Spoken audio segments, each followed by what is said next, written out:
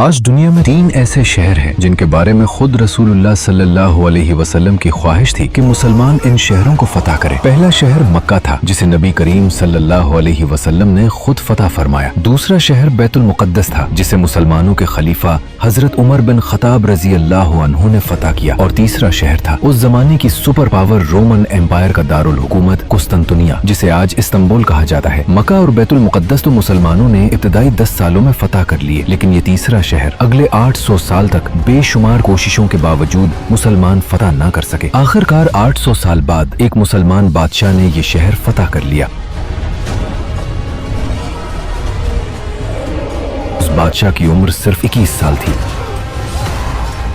اور اس کا نام تھا سلطان محمد فاتح۔ رسول اللہ صلی اللہ علیہ وسلم نے فرمایا تھا، میری امت کی وہ فوج جو سب سے پہلے رومن بادشاہ کے شہر پر حملہ کرے گی، ان کے گناہ معاف کر دیے جائیں گے اور وہ جنت میں جائیں گے۔ اس حدیث کے بعد مسلمانوں نے رومن ایمپائر کے دارالحکومت قسطنطنیہ پر کئی بڑے حملے کیے۔ رسول اللہ صلی اللہ علیہ وسلم کے بعد مسلمانوں کی فوجوں نے رومن ایمپائر پر حملے شروع کر دیے، اور خلیفہ عمر بن خطاب رضی اللہ عنہ کے دور میں مسلمانوں نے رومن اور فارسی ایمپائر کو شکست دے دی۔ حضرت عمر رضی اللہ عنہ کی خلافت اتنی تیزی سے پھیلی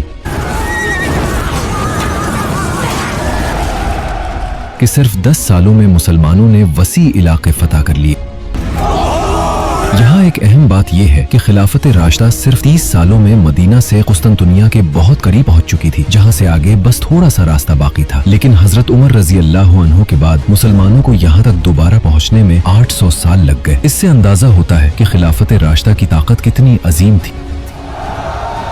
آخر کار 30 سال بعد خلافت راشدہ ختم ہو گئی، جس کے بعد مسلمانوں کے نئے لیڈر حضرت معاویہ رضی اللہ عنہ بنے۔ جب ان کی طاقت بڑھی تو انہوں نے پہلی بار مسلمانوں کی فوجوں کو قسطنطنیہ کی طرف بڑھنے کا حکم دیا۔ چنانچہ مسلمانوں کی پہلی بڑی فوج قسطنطنیہ پر حملے کے لیے روانہ ہوئی۔ اس فوج کے جنرل تھے خالد بن ولید رضی اللہ عنہ کے بیٹے عبد الرحمن بن خالد۔ رسول اللہ صلی اللہ علیہ وسلم کی حدیث کی وجہ سے بہت سے مسلمان اس لشکر میں شامل ہوئے، جن میں ایک عظیم صحابی حضرت ابو ایوب انصاری رضی اللہ عنہ بھی شامل تھے۔ عبد الرحمن بن خالد نے کئی دنوں تک قسطنطنیہ پر حملے کیے، لیکن بہت کوشش کے باوجود وہ اس شہر کو فتح نہ کر سکے، اور آخر کار مسلمانوں کی فوج کو واپس لوٹنا پڑا، لیکن وہ بھی اس شہر کو فتح نہ کر سکے۔ آخر کئی حملوں کے بعد مسلمانوں کے لیڈر حضرت معاویہ رضی اللہ عنہ نے قسطنطنیہ کو فتح کرنے کے لیے ایک بہت بڑی فوج بنانے کا حکم دیا۔ اس کے ساتھ ہی پوری اسلامی سلطنت سے لوگ اس فوج میں شامل ہونے لگے۔ یہ اتنی بڑی فوج تھی کہ اس میں بڑے بڑے صحابہ کرام بھی شامل ہوئے، جیسے خلیفہ عمر رضی اللہ عنہ کے بیٹے عبداللہ بن عمر رضی اللہ عنہ، عبداللہ بن زبیر رضی اللہ عنہ، اور ابو ایوب انصاری رضی اللہ عنہ۔ اور جیسے ہی مسلمانوں کی یہ عظیم فوج تیار ہوئی، حضرت معاویہ رضی اللہ عنہ نے اس پوری فوج کی قیادت اپنے 24 سالہ بیٹے یزید کو سونپ دی۔ اس کے بعد یزید اس پوری فوج کو لے کر قسطنطنیہ کی طرف روانہ ہوا۔ اس فوج میں کچھ صحابہ اس بات سے بالکل خوش نہیں تھے کہ بڑے بڑے صحابہ کے ہوتے ہوئے یزید کو اس فوج کا سپہ سالار بنایا گیا، کیونکہ یزید نے اس سے پہلے کوئی بڑی جنگ نہیں لڑی تھی اور اسے جنگوں کا زیادہ تجربہ بھی نہیں تھا۔ لیکن اس کے باوجود اتحاد کو قائم رکھتے ہوئے ان صحابہ نے اس فیصلے کو قبول کیا اور قسطنطنیہ کو فتح کرنے کے لیے روانہ ہو گئے۔ جب یزید مسلمانوں کی فوج لے کر قسطنطنیہ کی دیواروں کے سامنے پہنچا تو وہاں کا منظر دیکھ کر سب حیران رہ گئے، کیونکہ قسطنطنیہ کوئی عام شہر نہیں تھا۔ اس شہر کے سامنے ایک نہیں بلکہ 3 لمبی اور مضبوط دیواریں تھیں، اور ان دیواروں کے سامنے ایک بہت بڑی خندق بنی ہوئی تھی جسے پانی سے بھر دیا گیا تھا۔ اس شہر پر صرف ایک ہی سمت سے حملہ کیا جا سکتا تھا، کیونکہ باقی تینوں اطراف سمندر تھا۔ اسی وجہ سے قسطنطنیہ ایک ایسا محفوظ شہر تھا کہ پچھلی کئی صدیوں سے اسے رومی سلطنت سے کوئی چھین نہیں سکا تھا۔ اب جیسے ہی مسلمان اس شہر کے سامنے پہنچے، یزید نے حملے کا حکم دیا اور جنگ شروع ہو گئی۔ کہا جاتا ہے کہ انہی حملوں کے دوران اس فوج میں شامل ایک عظیم صحابی ابو ایوب انصاری رضی اللہ عنہ بیمار ہو گئے۔ جب ان کی زندگی کے آخری دن قریب آئے تو مسلمان ان سے آخری بار ملنے کے لیے جمع ہوئے۔ اس موقع پر ابو ایوب انصاری رضی اللہ عنہ نے سب مسلمانوں کو ایک وصیت کی۔ انہوں نے فرمایا، خبردار، میرے مرنے کے بعد مجھے یہاں دفن نہ کرنا، بلکہ میری میت کو اٹھا کر شہر کی طرف آگے بڑھنا، اور جہاں تک ممکن ہو मुझे उस शहर के करीब दफन करना। उनकी वफात के बाद मुसलमानों ने उनकी वसीयत पर अमल किया। रात के अंधेरे में वो उनकी मैयत को उठाकर शहर की तरफ आगे बढ़े और बिल्कुल शहर की दीवार के करीब पहुंचकर उन्हें वहीं दफन कर दिया। अबू अयूब अंसारी रजी अल्लाह अन्हु कोई आम सहाबी नहीं थे, बल्कि वो अजीम शख्सियत है कि बहुत साल पहले जब रसूलुल्लाह सल्लल्लाहु अलैहि वसल्लम ने मक्का को छोड़कर मदीना की तरफ हिजरत फरमाई तो मदीना पहुंचने के बाद सबसे पहले आप सल्लल्लाहु अलैहि वसल्लम ने उन्हीं के घर में कयाम फरमाया था। इसी तरह वो यहाँ रहा करते थे और फिर यही अजीम सहाबी हजरत अबू अयूब अंसारी रजी अल्लाह अन्हु को मुसलमानों ने रोमन एम्पायर के कैपिटल यानी कुस्तुनतुनिया के बिल्कुल करीब दफन कर दिया। उनके बाद मुसलमानों की हालत मजीद मुश्किल होती गई और बहुत कोशिशों के बावजूद भी यजीद बिन मुआविया ये शहर फतह न कर सके। आखिरकार वो अपनी पूरी फौज के साथ वापस जाने पर मजबूर हो गए। इतनी सारी कोशिशों के बावजूद जब कुस्तुनतुनिया फतह न हो सका तो आखिरकार हजरत मुआविया को मशवरा दिया गया कि ये शहर जमीन के रास्ते कभी फतह नहीं हो सकता और अगर उसे फतह करना है तो समंदर से हमला करना होगा। यही सोचकर हजरत मुआविया ने मुसलमानों की पूरी नेवी को तैयार होने का हुक्म दिया और अगले ही साल मुसलमानों की बहरी फौज रोमन एम्पायर के दारुल हुकूमत की तरफ रवाना हो गई। ये वही नेवी थी जिसे कई साल पहले हजरत उस्मान रजी अल्लाह अन्हु ने कायम किया था। लेकिन जैसे ही मुसलमान कुस्तुनतुनिया के करीब पहुंचे तो वो एक बार फिर हैरान रह गए, क्योंकि समंदर की तरफ भी रोमन एम्पायर ने बहुत ऊंची और मजबूत दीवारें बना रखी थी और मुसलमानों की कश्तियां इन दीवारों को कोई नुकसान नहीं पहुंचा सकती थी। यानी कुस्तुनतुनिया एक ऐसा शहर था जिसे न जमीन से फतह किया जा सकता था और न ही समंदर से। इस शहर को फतह करने का सिर्फ एक ही रास्ता था और इस रास्ते का नाम था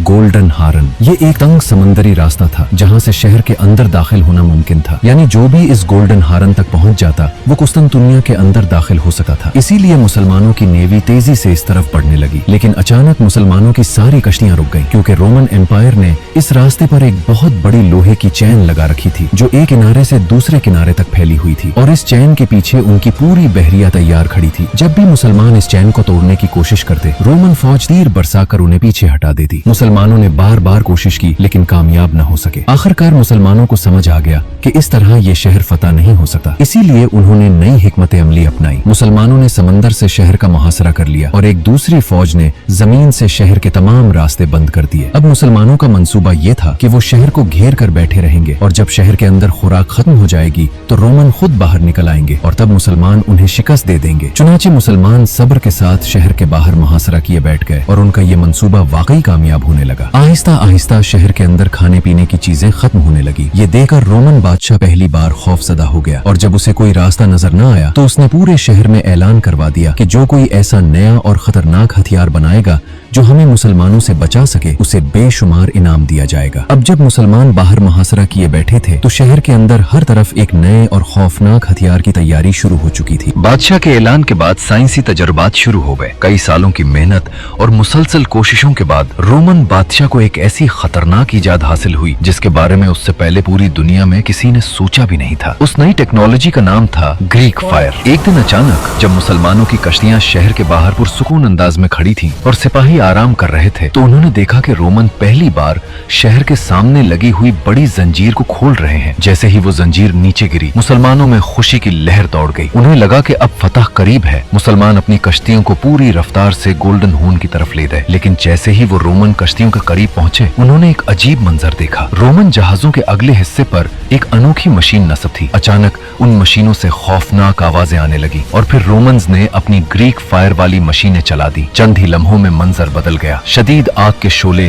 मुसलमानों की कश्तियों पर बरसने लगे। देखते ही देखते तकरीबन सारी कश्तियां आग की लपेट में आ गईं। कहा जाता है कि इससे पहले किसी ने एक जगह पर इतनी हौलनाक आग नहीं देखी थी। मुसलमानों ने घबराकर समंदर से पानी उठा उठाकर आग बजाने की कोशिश की, लेकिन ये कोई आम आग नहीं थी। रोमन्स ने उसे एक खास केमिकल से तैयार किया था जो पानी डालने से बुझने के बजाय और भी ज्यादा भड़क उठी थी। एक ऐनी शाहिद के मुताबिक उस आग की आवाज इतनी खौफनाक थी जैसे आसमान में मुसलसल बिजली कड़क रही हो। इस हौलनाक हमले में मुसलमानों की ज्यादातर कश्तियां जलकर राख हो गईं और हजारों सिपाही शहीद हो गए। कहा जाता है कि इस मकाम पर मुसलमानों की तकरीबन पूरी बहरिया तबाह हो चुकी थी। सिर्फ चंद कश्तियां ही किसी तरह अपनी जान बचाकर वापस जा सकी। इसी दौरान रोमन्स ने मुसलमानों की जमीनी फौज पर भी हमला कर दिया, जहां भी हजारों मुसलमान शहीद हो गए। बिलाखिर मुसलमानों को बगैर फतह हासिल किए वापस लौटना पड़ा। ये शिकस्त इतनी बड़ी थी कि पूरे यूरोप में इसकी खुशी में जश्न मनाया गया, क्योंकि पिछले 50 सालों में ये पहली बार था कि मुसलमानों को इस तरह की वाज़ेह शिकस्त का सामना करना पड़ा था। यहाँ तक कि इस जंग की खबर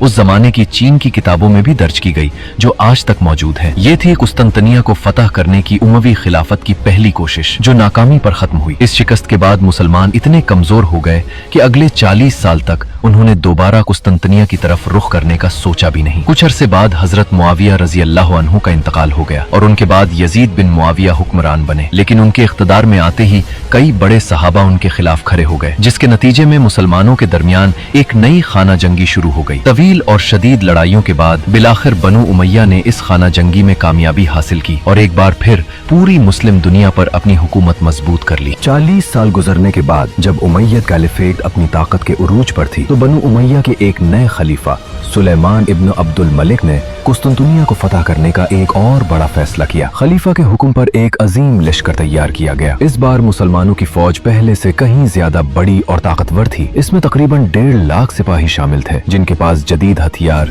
बड़ी तोपें और सैकड़ों जंगी जहाज मौजूद हैं। ये ताकतवर लश्कर कॉन्स्टेंटिनोपल की तरफ बढ़ा और शहर को हर तरफ से घेर लिया। बज़ाहिर ऐसा लग रहा था कि अब की बार फतह यकीनी है, लेकिन कुस्तुनतुनिया कोई आम शहर नहीं था। इसकी सबसे बड़ी ताकत इसका मजबूत दिफाई निजाम था, खास तौर पर गोल्डन हॉर्न, एक अहम समंदरी रास्ता जिसे एक भारी लोहे की जंजीर के जरिए बंद किया गया था ताकि दुश्मन बहरिया अंदर दाखिल न हो सके। मुसलमानों की बहरिया ने पूरी कोशिश की कि इस रुकावट को उबूर किया जाए, लेकिन हर बार नाकामी का सामना करना पड़ा। जंजीर बदस्तूर अपनी जगह कायम रही और शहर नाकाबिले तस्खीर नजर आने लगा। वक्त गुजरता गया, मुहासरा लंबा होता गया। मुसलमान फौज ने तवील अरसे तक शहर को घेरे रखा, लेकिन फिर हालात ने करवट ली। फौज के कैंप में बीमारियां फैल गईं और हजारों सिपाही कमजोरी और बीमारी का शिकार होकर शहीद होने लगे। चंद ही अरसे में ये अजीम लश्कर जो फतह के ख्वाब के साथ आया था, बीमारियों के बायस तबाह होने लगा। आखिरकार मुसलमानों को एक बार फिर पसपाई इख्तियार करना पड़ी। ये थी कुस्तुनतुनिया को फतह करने की दूसरी बड़ी कोशिश, जो एक बार फिर नाकामी पर खत्म हुई। ये शिकस्त उमैयद कैलिफेट के लिए एक बड़ा धचका साबित हुई। इस जंग ने उनकी ताकत को बुरी तरह कमजोर कर दिया। आहिस्ता आहिस्ता खिलाफत के खिलाफ बगावतें शुरू हो गईं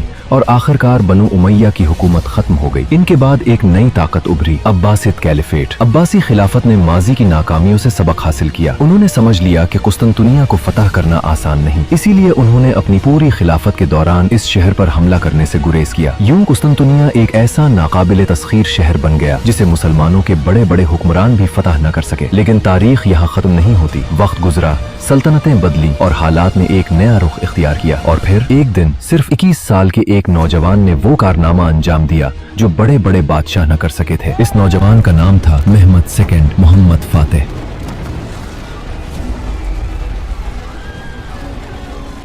इसी दौरान वक्त के साथ साथ अब्बासिद कैलिफेट भी कमजोर होने लगी और छोटे छोटे हिस्सों में तकसीम हो गई। इस तकसीम ने मुसलमानों को मजीद कमजोर कर दिया और वो एक मुतहिद ताकत न रहे। सुल्तान सलाहुद्दीन अय्यूबी के बाद एक ऐसा मुसलमान लीडर भी आया जिसने पूरी दुनिया के मुसलमानों को दोबारा मुतहिद करने की कोशिश की। सलाहुद्दीन अय्यूबी की क़यादत की वजह से कुछ अरसे के लिए मुसलमानों को दोबारा ताकत और उरूज हासिल हुआ, लेकिन जैसे ही सलाहुद्दीन अय्यूबी इस दुनिया से रुखसत हुए, हालात यकदम बदल गए। उनके जाने के कुछ ही अरसे बाद मुसलमानों पर एक ऐसा अजाब आया जिसका उन्होंने कभी तसव्वुर भी नहीं किया था। ये अजाब था मंगोलों की शक्ल में। मंगोलों के बादशाह चंगेज खान ने मुसलमान दुनिया पर हमला कर दिया। इसके बाद हलाको खान ने इस तबाही को मजीद बढ़ा दिया। उन्होंने मुसलमानों से वसी इलाके छीन लिए और लाखों मुसलमानों को बेदर्दी से कत्ल कर दिया। मंगोलों ने मुसलमानों को इस कदर तबाह किया कि ऐसा महसूस होने लगा जैसे पहली बार मक्का और मदीना भी मुसलमानों के हाथ से निकल जाएंगे। पिछले 600 सालों में पहली बार दुनिया की सुपर पावर मुसलमान नहीं रहे, बल्कि मंगोल सल्तनत दुनिया की सबसे बड़ी ताकत बन चुकी थी। मुसलमानों की ताकत तकरीबन खत्म हो चुकी थी और पूरी दुनिया में मायूसी फैल चुकी थी। लेकिन इसी मायूसी के आलम में एक नई उम्मीद ने जन्म लिया। तुर्की के इलाके में एक छोटे से मुसलमान कबीले ने